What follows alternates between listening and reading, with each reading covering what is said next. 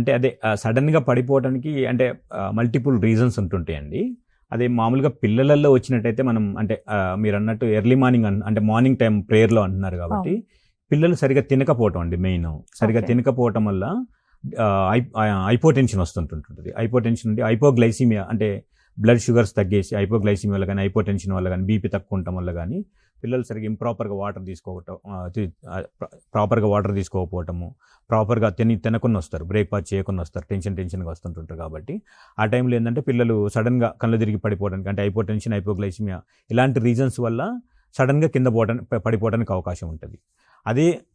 అదే పెద్దవాళ్ళలో అయితే మనం ఏంటంటే ఈ సడన్ హీట్ అనేది ఎక్స్పోజ్ అయినప్పుడు మనకు దానికి మన బాడీ ఏంటంటే పెరిపెరల్ మనం ఇందాక మాట్లాడుకున్నట్టు పెరిపెరల్ వాస్కులేచర్ అంటే బ్లడ్ వెజల్స్ డైలేట్ అవుతాయి. డైలేట్ అయినప్పుడు మనకు వీనస్ రిటర్న్ అనేది అంటే హార్ట్లోకి వచ్చే రక్తం అనేది తగ్గిపోద్ది. దానివల్ల తగ్గిపోవటం వల్ల బ్రెయిన్కి కూడా పంపించే రక్తం తగ్గిపోవటం వల్ల పోస్టూరల్ హైపోటెన్షన్ అంటారు దానివల్ల సడన్గా కొలాప్స్ అయిపోయి కింద పడిపోతుంటుంటారు.